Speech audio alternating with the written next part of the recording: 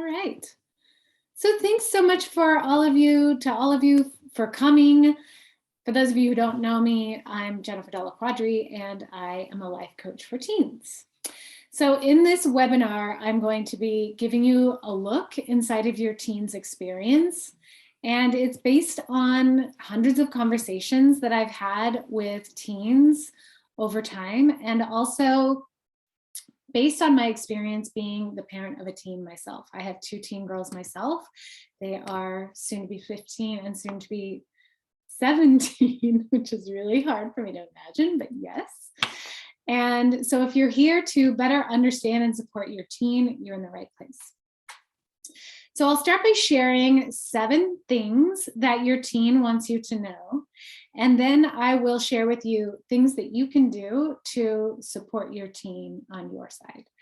And also stick around until the end. I'll be here to answer questions you may have and talk about specifics with you after all of this is finished. And if you want to take notes, feel free to take notes. But like I said, I'm going to be recording this. So if you miss any part of it or want to go back on it, as long as you're on my email list, you'll get a recording of this. If you're not, you can just head over to my website, jenniferdellaquadri.com, enter your info, and you'll be signed up and you will get a copy as well. So without further ado, let's begin. Now, what your teen wants you to know. So let me just start by saying, like, this is a given, I know, but your teen is their own person.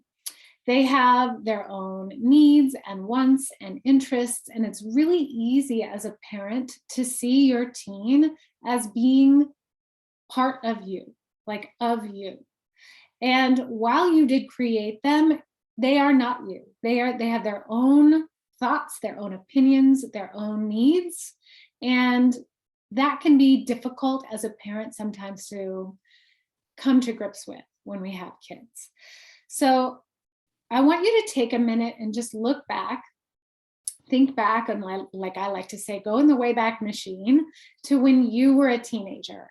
And I want you to just think about what life was like for you when you were a teenager. So think about, what did you do? How did you spend your days? What did you do with your family? What did you do with your friends? What was school like for you? So if you think back on that and just imagine, like, what were you thinking about your future and all of that? And know that part of understanding your teen is remembering what it was like for you as a teen. Because as parents, we look back on our experiences and think, okay, have I been through this? What was this like for me?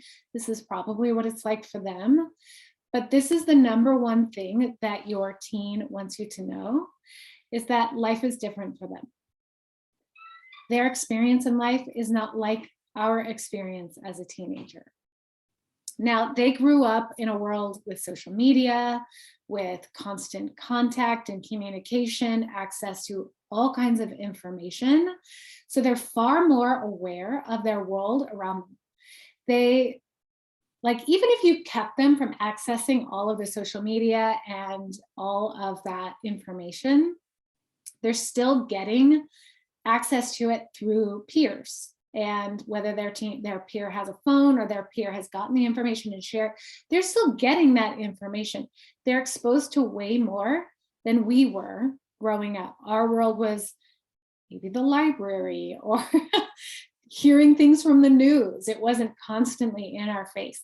So that is one of the major differences. And their generation really challenges social constructs like gender roles and behaviors, social class, and family structures. They really are here with an intention to really create social justice and social awareness. And for the most part, they're just really passionate about it. And as such, they feel largely misunderstood by their elders. And it's because they are. And I know this through my own experience and through talking to parents. It's hard to understand what they're doing because it's so different, their experience, than ours. So basically, they do things differently and they're bugging the system. And it reminds me a little bit of the hippies from the 70s. wanting to make change and be so vastly different than what's been going on up until that point.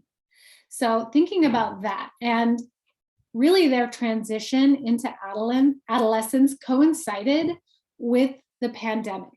So they were forced out of this innocent childhood and into this whole world of uncertainty right in that transitional stage of age for them. So it wasn't gradual like it was for us.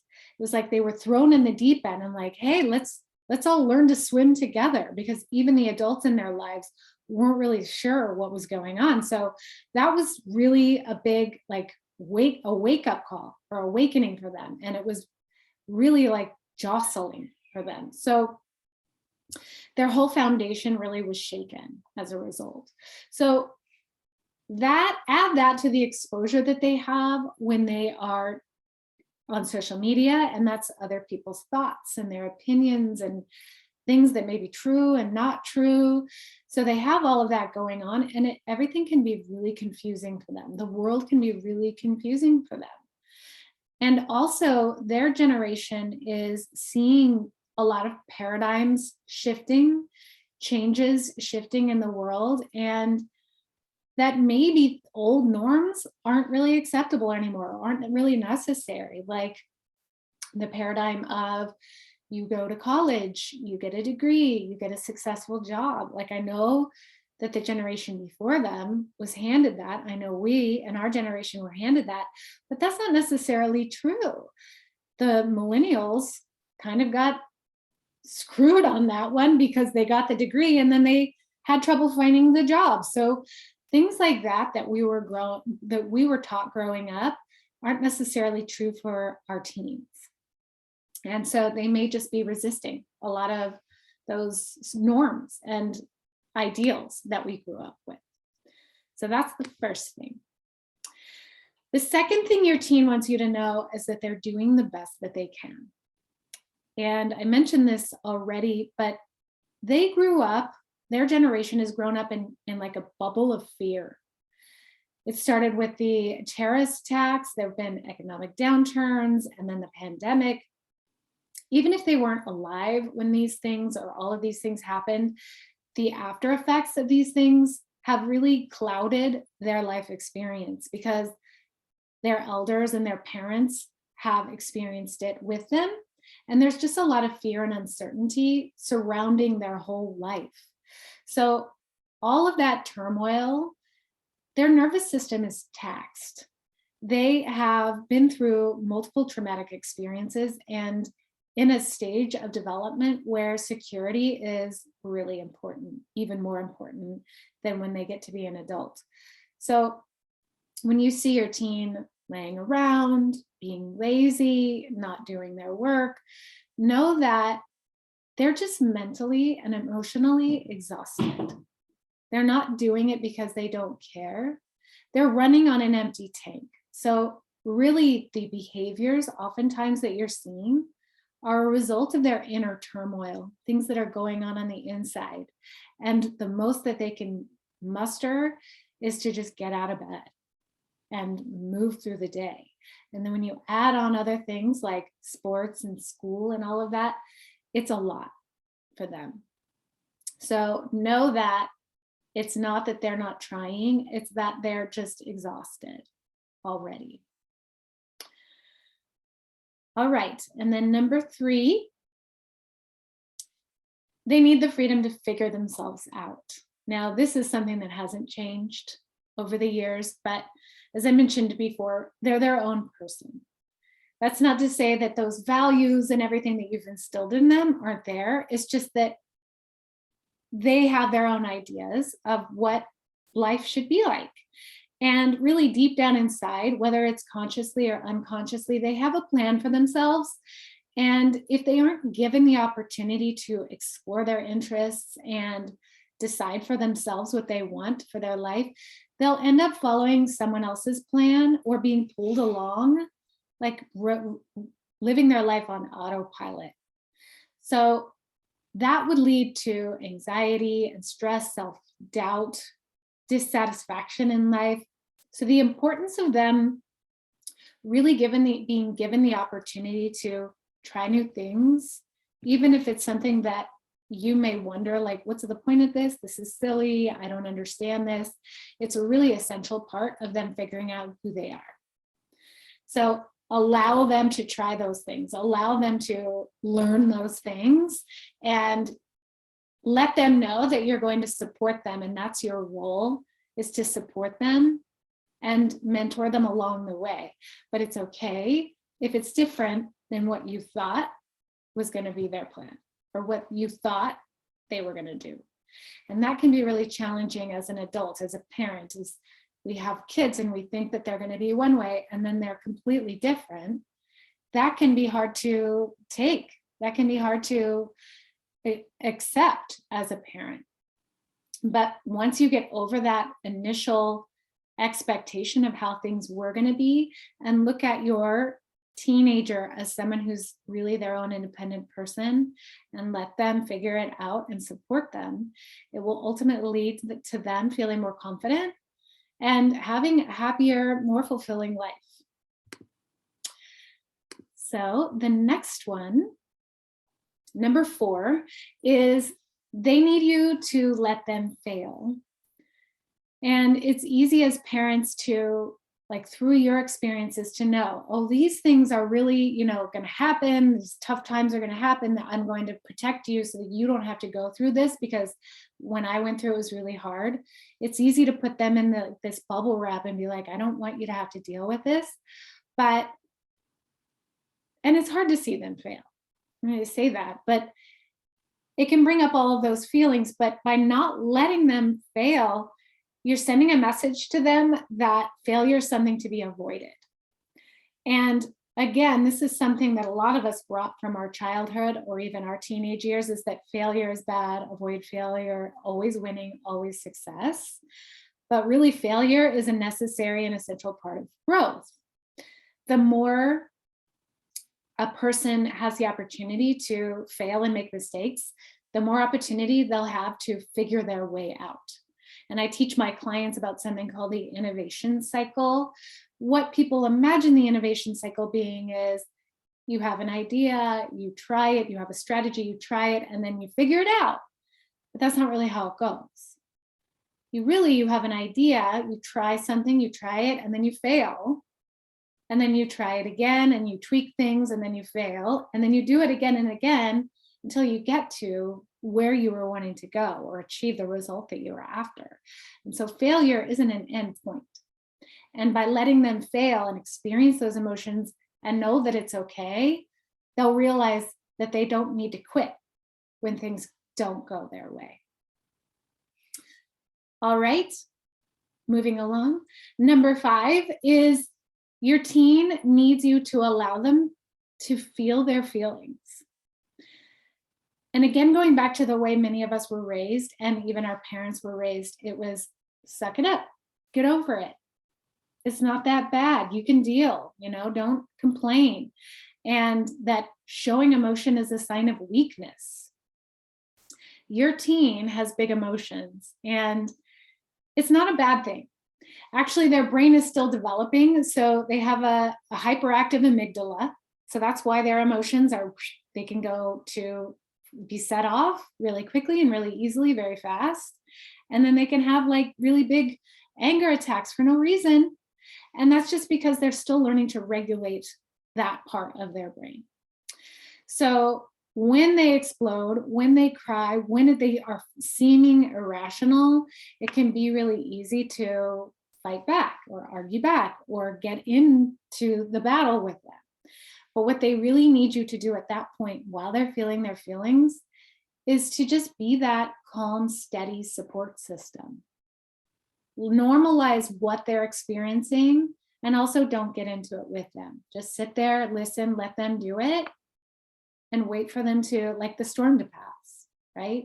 Be that safe, comfortable haven for them to know that it's okay for them to feel all of that. And let them know that their life is going to be 50-50. 50% good, 50% bad, and everybody has that in their life. Nobody escapes that. Even the people that they see on social media where their life looks so perfect, They wake up at 5 a.m. and they work out and they only eat healthy foods and they go on expensive vacations all the time. All of those people have 50% crap in their life. And the more that they really are able to normalize the fact that their emotions are okay and it's okay to feel bad sometimes, then the less of a stigma there will be around it. And they won't feel like they need to hide their emotions or cover them up or pretend they're not there, because that is what can lead to a deeper level of suffering down the road. And also be okay with your feelings. Be okay with going through your own ups and downs. The more you go through your ups and downs, the more you'll be able to be there for them when they are going through theirs. It won't feel so foreign to you to be able to experience this. When you see it, it won't trigger you, because you'll know, well, I'm part of this human experience too. And this happens to me too. Okay, now on to number 6. They need space to express themselves. So whether it's through their outward experience or their pursuit of their passions in their life, they need to feel safe to explore all sides of themselves. And like I mentioned before, challenging the societal norms and bucking the system, that's a normal part of their development. And they're going to do it whether you like it or not. So it's best to provide a safe space to let them do it and to keep your judgments to yourself. They pick up on the cues. If you see them wearing something or their hair looks a certain way and you react in a way that leads them to think that you think it's silly or funny or weird, then they automatically think, oh gosh, they don't approve. My parent doesn't approve. And being able to allow them to express themselves with boundaries, obviously, that are fitting into your values and what's important to you, so that they're not just flying off the handle, letting them know it's okay. It's okay for you to be different. Be different. Be a kind human and be different, and that's fine. And that sends the message to them that you'll love them no matter what. No matter what they do, no matter who they are, they have you there to support them, and that they can explore. It gives them that freedom of choice that they crave so much. And if they aren't able to have that safely from you, they'll start to rebel and they'll start to find other ways to buck the system that may be a little bit more dangerous or reckless or breaking the rules. So let them have that freedom of choice and let them explore their interests and who they are. And number 7 is the most common thing that I hear from all of my clients, is that they feel unprepared for life. They worry that when it's time to become an adult, because a lot of them think like that there's this button that you flick and all of a sudden you're an adult when you're 18, like all of a sudden you're an adult. They feel like they're not going to be prepared for that. So little things like changing oil or applying for a job, mowing the lawn, paying taxes, like those things are not taught in school. And so even if they have good grades, they still may feel like they're not prepared to live independently as an adult. And this brings me back to the importance of allowing them to fail. So when they know that failing isn't the end of the world, they'll feel more comfortable doing these things that are new and a little bit less familiar to them and maybe a little bit scary. And they'll know that they can figure it out. So what I recommend is give them space to try those adult things.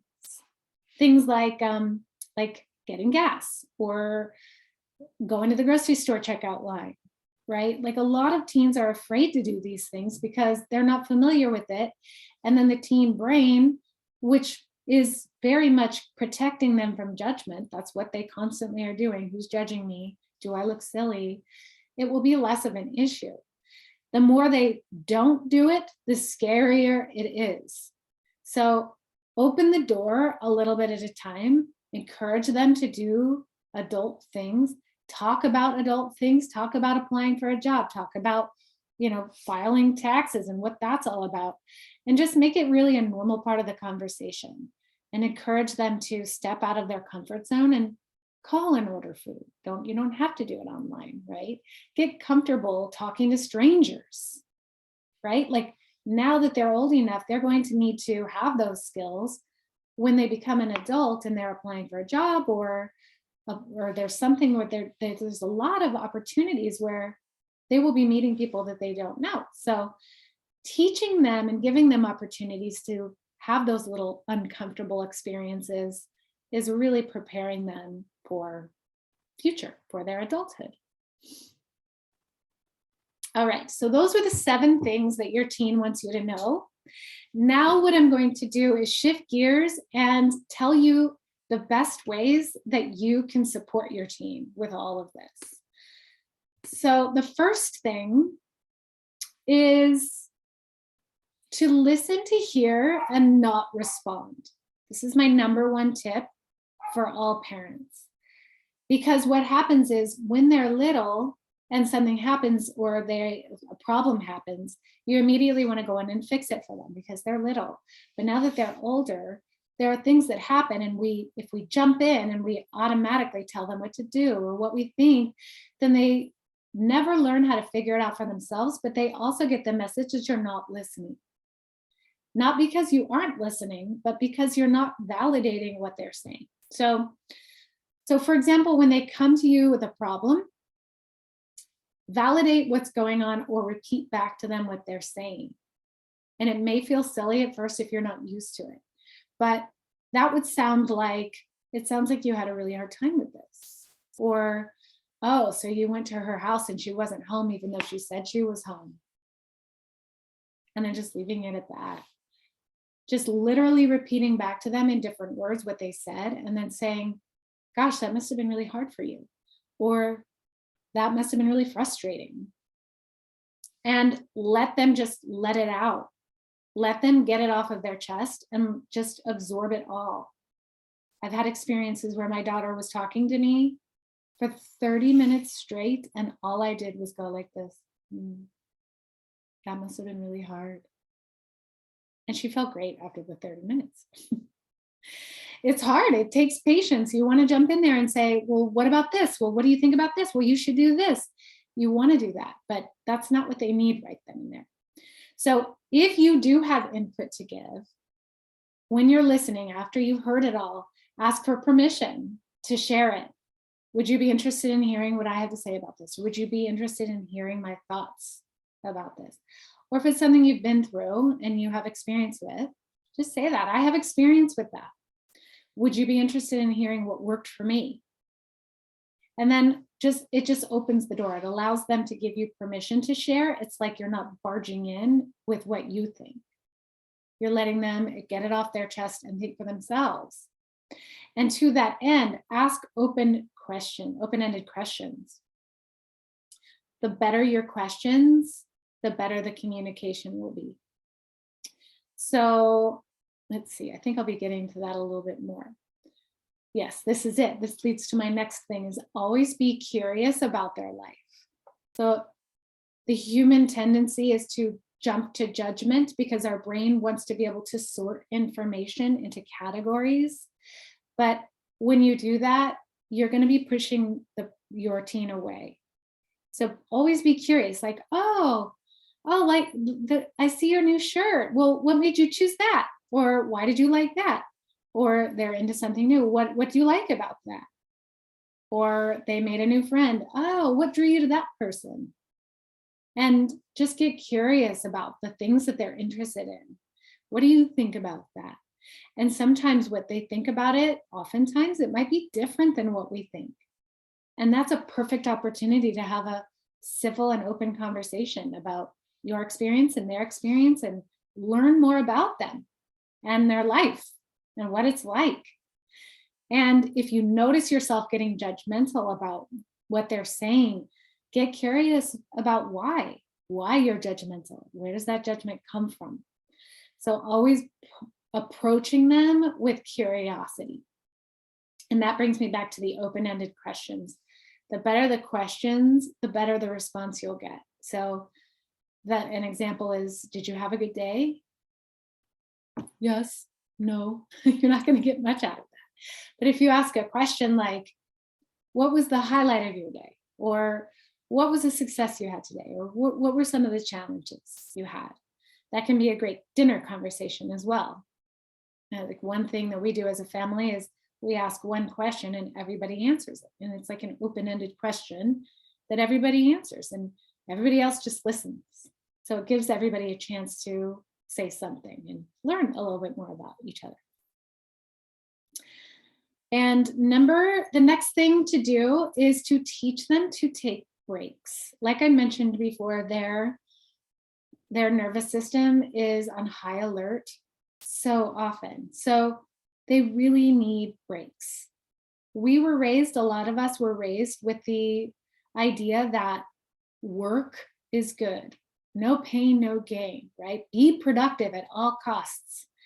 But it's important for you to teach your teen how to unplug and not constantly be pushing, and not as punishment, not unplugging as punishment, but as a lifestyle habit. Make it a family thing to spend time in nature or have a scheduled no tech time. And what I always like to say to parents is to deliver this idea not as, you've been on your phone too much, I'm going to make you give it to me at 10 o'clock at night, when they haven't been doing that for this whole time. To have a conversation about, how does your teen feel when they're on their phone? How do they feel when they get off their phone? How do they feel when they're looking at social media? And pay attention to the impact that it has on them over time. And then, like, model it yourself. They are not going to stop using their phone themselves because they are addicted to it. It's like a lifeline to them. And by enforcing boundaries around technology, you're giving them a chance to have a break, even if they don't want to. And so many of the teens I work with, when they've had forced breaks, like as a punishment, but they say, it was so nice. I would never tell my mom this, but it was so nice to have a break and not have my phone. Like I really was able to like look around and be in the moment and not worry about what my phone was doing. So that is one thing I really recommend doing, is setting boundaries around phone usage for yourself and for your teen, and helping them get into those habits. So that reminds me of one of my clients I was just talking to, and she really struggles with anxiety and stress and overwhelm in her life. And so we just kind of got into a conversation about her phone habits. And I said, where does your phone go at night? She says, I plug it in by my bed. Okay, like you need it as an alarm. And I said, okay, great.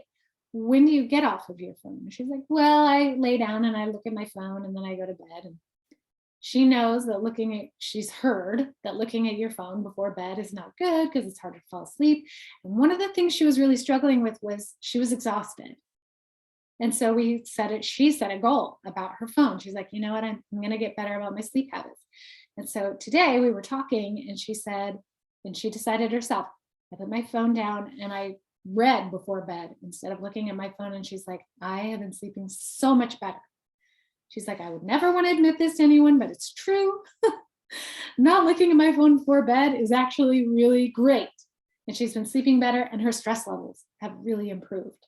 So that is a really good testimony to the fact that having that habit, and even if it has to be enforced by you, is so important. All right, the next one is to respect their privacy and their need for space. Make sure you knock on the door and wait for a response before you walk in. And don't force them to talk about things that they don't want to talk about. But make sure, obviously they're going to know that they can come to you anytime, but they're really in a stage of development where they really rely heavily on their peers. And that's normal. It's necessary for them to seek help from peers before parents. So let them have that autonomy, and also let them make their space, their room, their space. Let it be a place like a safe haven for them to go and feel comfortable, and let it be that one place where they can go and not feel like they need to be a certain way, look a certain way, act a certain way, where they can really just be themselves. And know that that time they spend in their room, you may feel like they're withdrawing from the family, they're spending too much time alone, but it's like they're training to have their own apartment, but it's safe and under your roof. So it's like transitioning them from being a teenager to living in an apartment by themselves. It's like a practice apartment. So let them go ahead and have that space and honor and respect it. Of course, let them know if they're not interacting with the family. Again, there's boundaries over it, but respect their space and let them have it. And the last one, find someone for them to talk to.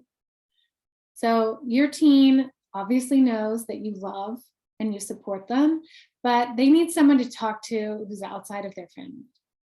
Somebody who's not going to be judgmental, not even a friend, like someone who's completely detached from their life, so that they can really get the things off of their chest that are bothering them and really let it all out, not worry about what somebody's going to think.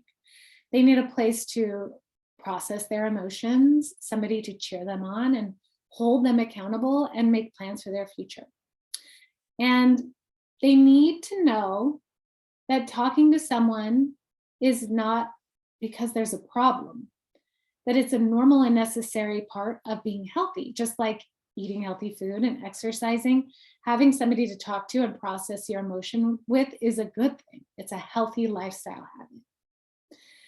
And what they really need is somebody to help them bridge the gap between where they are and where they want to be. And if they don't know where they want to be, to have somebody to safely explore with them what they want in their life, to set goals around that and to envision their future and get them out of the here and now so that they can really start being productive and enjoying their life.